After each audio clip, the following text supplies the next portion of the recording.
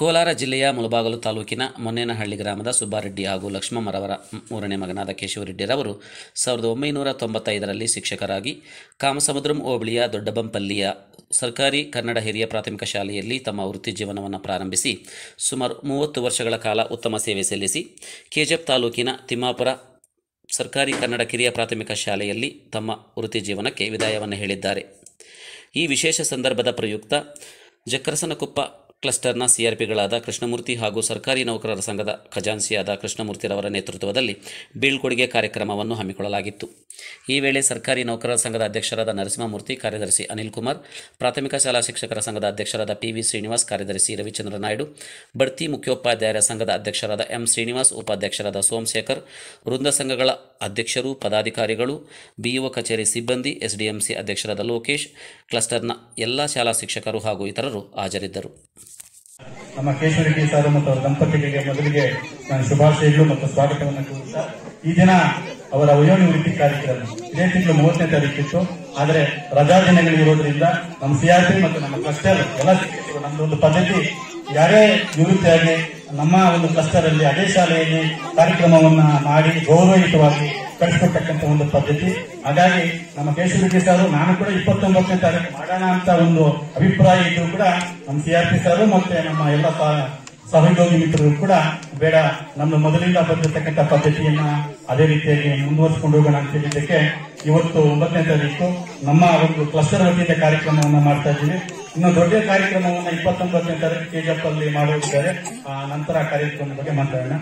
ಏನಿವತ್ತು ನಮ್ಮ ಕೇಶವರೆಡ್ಡಿ ಸರ್ ಅವರು ಇನ್ನೂ ಅವರಿಗೆ ಒಂದು ಏನು ಯುವಕರಿಗೆ ಅವರಿಗಿಂತ ಕೂಡ ಒಳ್ಳೆ ಲವಲವಿಕೆಯಲ್ಲಿ ಓಡಾಡೋದಾಗ್ಲಿ, ಕೆಲಸಗಳನ್ನ ಮಾಡೋದಾಗ್ಲಿ ತುಂಬಾ ನಮ್ಮನ್ನ ಎಚ್ಚರಿಸ್ತಾ ಇದ್ರು.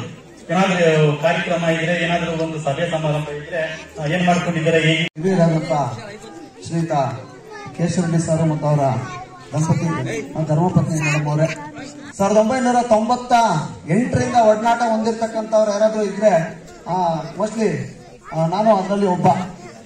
ನಾನು 98ರಲ್ಲಿ ಯಾರನಹಳ್ಳಿಗೆ ಬಂದಾಗ ಕೇಶವರೆಡ್ಡಿ ಸರ್ ದೊಡ್ಡಬಂಪಲ್ಲಿದ್ವು. ಸುಮಾರು 26 ವರ್ಷಗಳಿಂದ ಅವ್ರ ಜೊತೆ ಒಡನಾಟ. ಆದ್ರೆ ಅವತ್ತಿಂದ ಇವತ್ತವರೆಗೂ ಕೂಡ ಅವರು ಯಾರನ್ನೂ ಕೋಪವಾಗಿ ನಡ್ಕೊಂಡಿದ್ದಾಗ್ಲಿ ಅಥವಾ ಸಿಡಿಮಿಡಿಗೊಂಡಿದ್ದಾಗ್ಲಿ ಎಲ್ಲಿಯೂ ಕೂಡ ನಾವು ಕಂಡಿದ್ದಿಲ್ಲ. ಜೊತೆಗೆ ಇಲಾಖೆಯಲ್ಲಿ ಏನೇ ಒಂದು ಆದೇಶ ಬಂದ್ರೆ ಕೂಡ ಅದನ್ನ ಅಯ್ಯೋ ಬಿಡಿ ಸರ್ ಅಂದ್ರೆ ಅವರು ಬಿಡ್ತಾ ಇರ್ಲಿಲ್ಲ. ಕಾಯವಾಚ ಮನಸ ಆದೇಶ ಏನಿದ್ರೆ ಅದನ್ನ ಪಾಲಿಸಲೇಬೇಕು, ಪಾಲಿಸ್ಬಿಡ್ತಾ ಇದ್ರು. ಆ ರೀತಿಯಾದಂತ ಒಂದು ಬದ್ಧತೆ ಇರ್ತಕ್ಕಂಥ ಒಂದು ವ್ಯಕ್ತಿತ್ವ.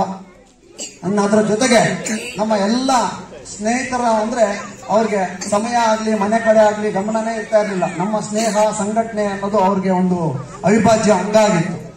ಅದೇ ರೀತಿ ನಮ್ಮ ಶಿಕ್ಷಕರ ಸಂಘ ಆಗ್ಲಿ, ಸರ್ಕಾರಿ ಕನ್ನಡ ಕಿರಿಯ ಪ್ರಾಥಮಿಕ ಶಾಲೆಯ ಮುಖ್ಯೋಪಾಧ್ಯಾಯರು ಮತ್ತೆ ನನ್ನ ತಂದೆ ಸಮಾನವಾಗಿರ್ತಕ್ಕಂತಹ ಶ್ರೀ ಕೇಶವರೆಡ್ಡಿ ಸರ್ ಅವರು ವಯೋನಿವೃತ್ತಿ ಇದೇ ತಿಂಗಳ 30ರಂದು ಆಗಲಿದ್ದಾರೆ. ಆದರೆ ಬೇಸಿಗೆ ರಜೆ ಕಾರಣದಿಂದ ಇವತ್ತು ಕ್ಲಸ್ಟರ್ ಹಂತದಲ್ಲಿ ಅವರಿಗೆ ಒಂದು ಬೀಳ್ಕೊಡುಗೆ ಸಮಾರಂಭವನ್ನು ಹಮ್ಮಿಕೊಂಡಿರ್ತಕ್ಕಂಥದ್ದು.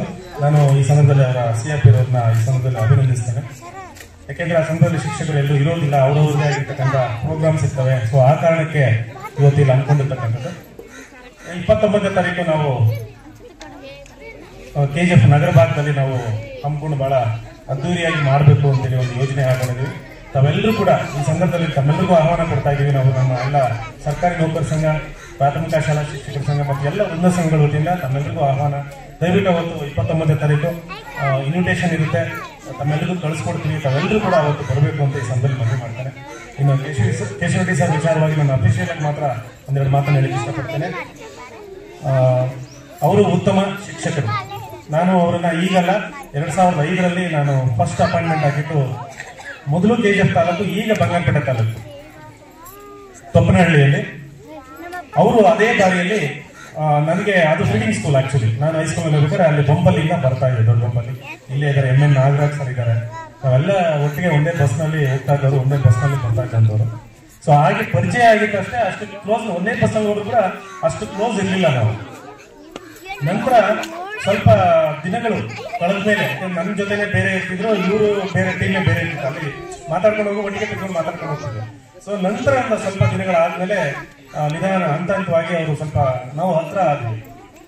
ಆದ್ಮೇಲೆ ನಾನು ತುಂಬಾ ಹತ್ರ ಆದ್ಮೇಲೆ ನಾನು ಟ್ರಾನ್ಸ್ಫರ್ ತಗೊಂಡು KS ಬಂದ್ಬಿಟ್ಟೆ. ಸೊ ಆಮೇಲೆ ಟೌನಲ್ಲಿ ನಾವು ಸಿಗ್ತಾ ಇದ್ವಿ, ನಮ್ಮ ಒಡನಾಟ ಹೀಗೆ ಬೆಳ್ಕೊಂತಾ ಹೋಯ್ತು.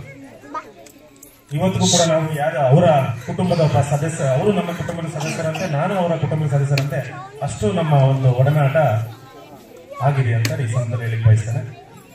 ಇವತ್ತು ನಮ್ಮಲ್ಲಿ ನಮ್ಗೆ ಯಾವುದೋ ಒಂದು ಸಂಬಂಧದ ಮೇಲೆ ನಾವು ಇಲ್ಲಿ ಒಂದ್ ಕಡೆ ಸೇರ್ತೀವಿ. ಯಾಕಂದ್ರೆ ನಮ್ಮ ಕಷ್ಟದ ಶಿಕ್ಷಕರು ಅಂತ ಕೆಲವು ಶಿಕ್ಷಕರು ಕೂಡ್ತಿರ್ಬೋದು, ಅಥವಾ ನಾನು ಅಫಿಷಿಯಲ್ ಆಗಿ ಬಿಲ್ ಕೊಡಬೇಕು ಅಂತ ಕೆಲವರು ಕೂತಿರ್ಬೋದು. ಈ ತರ ನಮ್ಗೆ ಯಾವುದೋ ಒಂದು ಸಂಬಂಧದಲ್ಲಿ ನಾವು ಸೇರ್ತಾ ಇರ್ತೀವಿ, ಆದ್ರೆ ಯಾವುದೋ ಕಾರಣದಿಂದ ಸೇರ್ತಾ ಇರ್ತೀವಿ. ಆದ್ರೆ ಯಾವ ಸಂಬಂಧನೂ ಇಲ್ದೇನೆ ನಮ್ಮ ಬದುಕನ್ನ ಕಟ್ಕೊಡ್ಲಿಕ್ಕೆ ಕೆಲವರು ಮಾತ್ರ ಇರ್ತಾರೆ ನಮ್ಮ ಜೊತೆ. ನಮ್ಮ ಬದುಕನ್ನ ಕಟ್ಕೊಡ್ಲಿಕ್ಕೆ ಅಂದ್ರೆ ಏನೇ ಸಮಸ್ಯೆ ಇದ್ರು, ಯಾವುದೇ ಸಂದರ್ಭ ಆಗಿರ್ಬೋದು, ಯಾವುದೇ ಸನ್ನಿವೇಶ ಆಗಿರ್ಬೋದು, ಸದಾ ನಮ್ಮ ಜೊತೆ ಯಾರೋ ಕೆಲವು ವ್ಯಕ್ತಿಗಳು ಮಾತ್ರ ಇರ್ತಾರೆ. ಸೊ ಅಂತಹ ವ್ಯಕ್ತಿಗಳಲ್ಲಿ ಮುಂಚೂಣಿಯಲ್ಲಿ ಇರ್ತಕ್ಕಂಥ ಒಬ್ಬ ವ್ಯಕ್ತಿ ಯಾರಾದ್ರೂ ಇದ್ದಾರೆ ಅಂದ್ರೆ ಅದು ಕೇಶವ ರೆಡ್ಡಿ ಸರ್. ಯಾಕೆಂದ್ರೆ ಇವತ್ತು ನಾನು ಒಬ್ಬ ಶಿಕ್ಷಕ ಅಂತ ಹೇಳಲಿಕ್ಕೆ ನಾನು ಹೆಮ್ಮೆ ಪಡ್ತೇನೆ. ಅಧ್ಯಕ್ಷ ಅನ್ನೋದಕ್ಕಿಂತ ಶಿಕ್ಷಕ ಅಂತ ಹೆಮ್ಮೆ ಪಡ್ತೇನೆ. ನಾನು ಯಾವುದೇ ಸಂದರ್ಭದಲ್ಲಿ, ನಾನು ಎಂಥ ಪರಿಸ್ಥಿತಿನಲ್ಲಿ ಇದ್ರೂ ಕೂಡ ನನ್ನ ಸಮಸ್ಯೆಗೆ ಸ್ಪಂದಿಸ್ತಕ್ಕಂಥ ಒಬ್ಬ ಮುಂಚೂಣಿಯಲ್ಲಿ ಇರ್ತಕ್ಕಂಥ ವ್ಯಕ್ತಿ ಅನ್ನೋದು ಕೇಶವ ರೆಡ್ಡಿ ಸರ್. ಯಾಕಂದ್ರೆ ನಾವು ಬೆಳಗ್ಗೆ ಸಂಜೆ ಒಂದಲ್ಲ ಒಂದು ಟೈಮ್ ಮಾತಾಡ್ಲೇಬೇಕು ನಾವು. ಯಾಕಂದ್ರೆ ತಂದೆ ಮಗನ ಸಂಬಂಧ ಆ ರೀತಿಯಾಗಿರ್ತಕ್ಕಂಥ ಸಂಬಂಧ. ಸೊ ಹಾಗೆ ನಾವು ಏನು ಸಂಘಟನೆ ಆಗಿರ್ಬೋದು, ಅವ್ರಿಗೆ ಸಂಘಟನೆಯನ್ನ ನಾನು ಸಂಘಟನೆ ಇದೀನಿ ಅಂತ ಅಲ್ಲ, ಅವ್ರು ನರಸಿಂಹಮೂರ್ತಿ ಬೇಕಷ್ಟೇ, ಅವ್ನು ಚೆನ್ನಾಗಿರ್ಬೇಕು. ಸೊ ಇಂಥವ್ರು ನಮ್ಮಲ್ಲಿ ನಮ್ಮ ಸುತ್ತಮುತ್ತ ಸಿಗ್ತಕ್ಕಂಥವ್ರು ಬಹಳ ವಿರಳ. ಕಾರ್ಯಕ್ರಮಕ್ಕೆ ಬಂದ್ವಿ ಓದ್ವಿ ಅಂತ ಇರ್ತಾರೆ, ಆದ್ರೆ ಅವ್ರಿಗೋಸ್ಕರ ಹೋಗ್ಬೇಕು, ಅವನಿಗೋಸ್ಕರ ಹೋಗ್ಬೇಕು, ಇಂಥವ್ರಿಗೋಸ್ಕರ ನಾವು ಇರಬೇಕು ಅಂತ ಇರ್ತಾರಲ್ಲ. ಸೊ ಅಂತ ವ್ಯಕ್ತಿಗಳಲ್ಲಿ ಅವರು ಕೂಡ ಒಬ್ರು. ಹಾಗಾಗಿ ಅವರು ನಾನು ಚಿರಋಣಿಯಾಗಿರ್ಬೇಕಾಗ್ತದೆ. ಯಾಕೆಂದ್ರೆ ಮೊನ್ನೆ ಚುನಾವಣೆ ನಡಿಬೇಕಾದ್ರೂ ಅಷ್ಟೇ, ನಮ್ಗೇನು ಚುನಾವಣೆ ಬೇಕೇ ಬೇಕು ಅಂತಕ್ಕಂಥದ್ದು ಇರ್ಲಿಲ್ಲ. ಆದ್ರೂ ನಾವು ಸಮಾಜದಲ್ಲಿ ಬದುಕ್ತಾ ಇದ್ದೀವಿ, ಒಂದು ಸ್ಥಾನಮಾನ ಇನ್ನೊಂದು ಅಂದಾಗ, ಅಲ್ಲಿ ಒಂದು ನಮ್ಮ ವೈಯಕ್ತಿಕ ಪ್ರತಿಷ್ಠೆ ಅಂತ ಬಂದಾಗ, ನಮ್ಮ ಪ್ರತಿಷ್ಠೆಗೋಸ್ಕರ ನಾವು ಕೆಲವೊಂದು ಜಾಗಗಳಲ್ಲಿ ನಾವು ಸ್ಪರ್ಧೆ ಮಾಡ್ಬೇಕಾಗ್ತದೆ.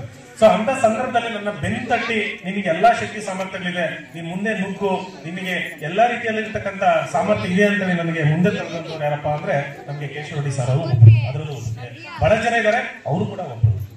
ಸೊ ಹೀಗೆ ಎಲ್ಲಾ ರೀತಿಯಲ್ಲೂ ಕೂಡ ಒಬ್ಬ ಶಿಕ್ಷಕನ ಜೊತೆ ಶಿಕ್ಷಕನಾಗಿ, ಅವರು ಕೂಡ ಒಬ್ಬ ಶಿಕ್ಷಕರಾಗಿ, ಜೊತೆಗೆ ಒಬ್ಬ ಸ್ನೇಹಿತನಾಗಿ, ಒಂದು ರೀತಿಯಲ್ಲಿ ನನಗೆ ತಂದೆಯಾಗಿ, ಎಲ್ಲಾ ರೀತಿಯಲ್ಲೂ ಕೂಡ ನಾವು ಬಹಳ ಧರ್ಮಪತಿ ಅಂತ ಸುಮಾರು ನನಗೆ 94ರಿಂದ ಬಹಳ ಪರಿಚಯ.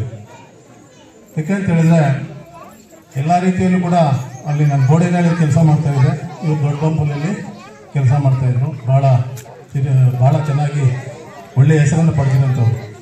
ಅಲ್ಲಿ ಅವರು ಗುರ್ತಿ ಹಿಡಿಬೇಕಾದ್ರೆ ಜಿಲ್ಲಾ ಪ್ರಶಸ್ತಿಯನ್ನು ಗಳಿಸ್ಕೊಂಡ್ರು, ಹಾಗೂ ಪಂಚಾಯಿತಿ ಮಟ್ಟದಲ್ಲಿ ಕೂಡ ಉತ್ತಮ ಶಿಕ್ಷಕ ಪ್ರಶಸ್ತಿಯನ್ನು ಗಳಿಸ್ಕೊಳ್ತಾರೆ. ಜಿಲ್ಲಾ ಪ್ರಶಸ್ತಿಯನ್ನು ಗಳಿಸ್ಕೊಳ್ಬೇಕಾದ್ರೆ ನಾನು ಅವಾಗ BRC ಇದ್ದೆ. ಅವಾಗ ನಮ್ಮ ಪದ್ಮನಾಭ ಸರ್ ಅವರು ಒಳ್ಳೆ ಶಿಕ್ಷಕರು ಸರ್, ಜಿಲ್ಲಾ ಪರಿಷತ್ತಿಯನ್ನು ಕೊಡಲೇಬೇಕು ಅಂತ ಹೇಳ್ಬಿಟ್ಟು ನಾವೆಲ್ಲ ಒಂದು ಇದರಲ್ಲಿದ್ವಿ, ಆ ಒಂದು ಸಮಿತಿಯಲ್ಲಿದ್ದೀವಿ. ಆಗ ಪಾಸ್ ಮಾಡಿದಾಗ ಉತ್ತಮ ಶಿಕ್ಷಕರ ಪ್ರಶಸ್ತಿಯನ್ನು ಕೂಡ ಪಡ್ಕೊಂಡು ಒಳ್ಳೆಯ ರೀತಿ.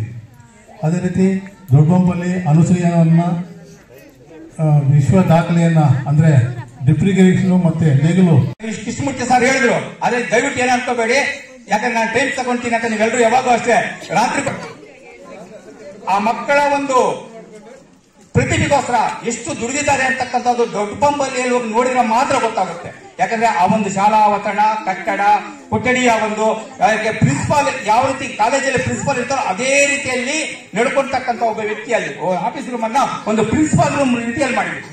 ಆದ್ರೆ ಟೀಚರ್ಸ್ ಅಲ್ಲಿರ್ತಾರೆ, ಟೀಚರ್ಸ್ ಆಫೀಸ್ ರೂಮ್ ಬರ್ಬೇಕಾದ್ರೆ ಭಯ ಪಡ್ತಾರೆ ನಿಜವಾಗಿ. ಯಾಕಂದ್ರೆ ಆ ರೂಮ್ ಬರ್ಬೇಕಾದ್ರೆ ಟೀಚರ್ಸ್ ಅಷ್ಟೊಂದು ಭಯ ಪಟ್ಟು ಬರ್ತಾ ಇರ್ತಕ್ಕಂಥ ಒಂದು ಆ ರೀತಿಯಲ್ಲಿ ಹೆಡ್ ಮಾಸ್ಟರ್ ಅಂದ್ರೆ ಯಾವ ರೀತಿ ಅಂತಕ್ಕಂಥದನ್ನ ಅವರು ಅಲ್ಲಿ ನಿರೂಪಣೆ ಮತ್ತೆ ಆ ಒಂದು ಇದನ್ನ ಇದು ಮಾಡಿಕೊಂಡು ಮತ್ತೆ ನಾನು ಸುಮಾರು ಫಂಕ್ಷನ್ ಅಟೆಂಡ್ ಮಾಡಿದ್ದೀನಿ. ಸಾಕಷ್ಟು ಜನಸ್ನೇಹಿಯಾಗಿ ಅಲ್ಲಿ ಕೆಲಸ ಮಾಡ್ತಕ್ಕಂಥ ವ್ಯಕ್ತಿತ್ವ ಹೊಂದಿರ್ತಕ್ಕಂಥವ್ರು ಮೊದಲನೇದು. ಎರಡನೇದಪ್ಪ ಅಂತ ಹೇಳಿದ್ರೆ ಈಗಾಗಲೇ ಎಲ್ಲ ಹೇಳಿದ್ರು, ಸಮಯ ಪಾಲನೆ, ಸರ್ಕಾರಿ ಆದೇಶಗಳು ಏನಾದರೂ ಕೆಲವರೇ ಪಾಲಿಸ್ತಕ್ಕಂಥವ್ರಲ್ಲಿ ಆತ್ಮ ಒಬ್ಬ. ಯಾರೇ ಬರ್ಲಿ ಯಾರೇ ಬರ್ಲಿ ಯಾರೇ ಹೋಗ್ಲಿ, ನಮ್ಮ ಪಾಠ ನಮ್ಮ ಸಮಯ ಮಾಡಿದ್ರೆ ಯಾರು ಬಂದ್ರೆ ನಮ್ಗೇನಂತಕ್ಕಂಥ ವಿಚಾರವನ್ನು ಇಟ್ಕೊಂಡಿರ್ತ ಕೆಲಸ ಮಾಡಿರ್ತಕ್ಕಂಥವ್ರು. ಅವರಿಗೆ ಜಿಲ್ಲಾ ಪ್ರಶಸ್ತಿ ಬಂದಾಗ ಆ ಒಂದು ಫಾರ್ಮ್ಸ್ ಫಿಲ್ಅಪ್ ಮಾಡಿದ್ದೀನಿ ನಾನು. ಸರ್, ಈ ಒಂಥರ ನನಗೆ ಗಾಡ್ ಫಾದರ್ ಇದ್ದಂಗೆ.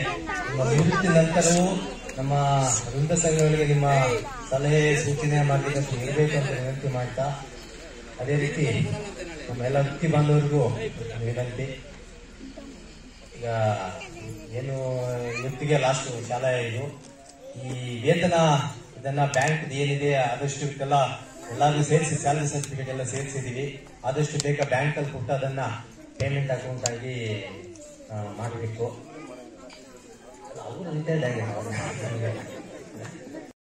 ಇವತ್ತು ಒಂದು ರೀತಿ ಸಂತೋಷನೂ ಇದೆ, ದುಃಖ ಆಗುತ್ತೆ. ಸಂತೋಷ ಏನಪ್ಪ ಅಂತಂದ್ರೆ ನಿವೃತ್ತಿ ಆಗ್ತಾ ಇದ್ದೀವಿ. ದುಃಖ ಏನಪ್ಪ ಅಂದ್ರೆ ಇನ್ನ ಕೆಲಸ ಮಾಡ್ಬೇಕಂತ. ಆದ್ರೆ ಸರ್ಕಾರ ಆದೇಶದಂತೆ ಕೆಲಸಕ್ಕೆ ಸೇರಿದ ಮೇಲೆ ನಿವೃತ್ತಿ ಕಡ್ಡಾಯ. ಆದ್ದರಿಂದ ಇಲ್ಲಿ ನನ್ನ ತಿಮ್ಮಾಪುರ ಜಿಲ್ಲೆ ಹೇಳಬೇಕಾದ್ರೆ 2021 ಜನವರಿ 28ರಂದು ಈ ಶಾಲೆಗೆ ನಾನು ಬಂದಿದ್ದು. ನಮ್ಮ ಸಿಆರ್ಪಿ ಸರ್ ಹೇಳ ಹಾಗೆ ಅವಾಗ ಕೊರೋನಾ ಸಮಯದಲ್ಲಿ ಸುಮಾರು ಇದೆಲ್ಲ ಶಾಲೆ ಮುಚ್ಚಿದ್ರು. ತುಂಬಾ ಗಿಡ ಗಂಟುಗಳು ಇತ್ತು. ಇಲ್ಲಿ ಬರ್ತಾ ನಮ್ಮ ಜೊತೆಗೆ ನಮ್ಮ ಚಲಕ ಸರ್ ಬೇರೆ ಸಿಕ್ಕಿದ್ರು. ಇಬ್ರು ಅವ್ರು 5ನೇ ತಾರೀಕು ಇಲ್ಲಿ ಸೇರ್ಕೊಂಡು ನಾನು 28ನೇ ತಾರೀಕು ಶಾಲೆಗೆ ಬಂದಿದ್ದೆ. ಇಲ್ಲಿ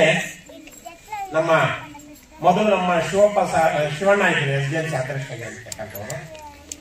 ಅವರು ಒಂದು 2 ವರ್ಷ ಕಾಲ ನಮಗೆ ತುಂಬಾ ಶಾಲಾ ಅಭಿವೃದ್ಧಿಗಾಗಿ ತುಂಬಾ ಸಹಾಯ ಮಾಡಿದ್ದಾರೆ. ತದನಂತರ ನಮ್ಮ ಲೋಕೇಶ್ ಅವರು ಬಂದರು. ಅವರು ಅಷ್ಟೇ ಮಕ್ಕಳ ಪ್ರಗತಿಗಾಗಿ, ಶಾಲೆಗಾಗಿ ತುಂಬಾ ಮಕ್ಕಳ ಅಭಿವೃದ್ಧಿಗಾಗಿ ಅವರು ತುಂಬಾ ಸಹಾಯ ಮಾಡಿದ್ದಾರೆ. ಇವರಿಗಿಂತ ಮೊದಲು ನಮ್ಮ ಲೋಕೇಶ್ ಏನಾದ್ರು ಫೋನ್ ತೆಗಿಲಿಲ್ಲ ಅಂತಂದ್ರೆ ಶಂಕರಣ್ಣ ಅಂತ ಇದ್ದಾರೆ ಅವ್ರ ಊರಲ್ಲಿ. ನಿಜವಾಗ್ಲೂ ಫೋನ್ ಮಾಡಿದ ತಕ್ಷಣ ನಿಮ್ಗೆ ಏನ್ ಬೇಕು ಸರ್, ಎಲ್ಲಿಗೆ ಹೋಗ್ಬೇಕು ಸರ್, ಟೆಂಪೋ ಬೇಕಾ ಸರ್, ಆಟೋ ಬೇಕಾ ಸರ್ ಅಂತ ಕೇಳ್ತಕ್ಕಂಥ ವಿದ್ಯಾರ್ಥಿಗಳು. ಆದ್ದರಿಂದ ಈ ಗ್ರಾಮದಲ್ಲಿ 4 ವರ್ಷಗಳಲ್ಲಿ ಯಾವುದೇ ರೀತಿ ನಮಗೆ ಗ್ರಾಮಸ್ಥರಿಂದ ಯಾವ ಸಮಸ್ಯೆನೂ ಆಗಿಲ್ಲ. ತುಂಬಾ ಸಹಕಾರವನ್ನು ಕೊಟ್ಟಿರ್ತಕ್ಕಂತಹ ಗ್ರಾಮ. ಈ ಶಾಲೆ ಬರ್ಬೇಕಾದ್ರೆ ಮೊದಲು ನನ್ನ ಶಾಲೆನೇ ನೋಡಿಲ್ಲ ನಾನು. ಆಕ್ಚುಲಿ ಮೂಲ ಕಾರಣಕರ್ತರು ಯಾರಪ್ಪ ಅಂತಂದ್ರೆ ನಮ್ಮ XCR ಕೃಷ್ಣಮೂರ್ತಿ ಸರ್ ಅವರು. ಅವರೇ ಸ್ವಂತ ನನ್ನನ್ನ ಕೋಲಾರಿಗೆ ಕೌನ್ಸಿಲಿಂಗ್ ಹೋಗಿ ಕರ್ಕೊಂಡು ಹೋಗಿ ಕೌನ್ಸಿಲಿಂಗ್ ಶಾಲೆಯನ್ನ ನನಗೆ ಆಯ್ಕೆ ಮಾಡಿಕೊಟ್ಟು, ತದನಂತರ ಅವರೇ ಬಂದು ಮತ್ತು ನಮ್ಮ ನರಸಿಂಹಮೂರ್ತಿ ಸರ್ ಮತ್ತು ಕೃಷ್ಣಮೂರ್ತಿ ಸರ್ ಬಂದು ಶಾಲೆಯಲ್ಲಿ ನಮಗೆ ಸೇರ್ಪಡೆಯನ್ನು ಮಾಡಿಕೊಟ್ಟವರು.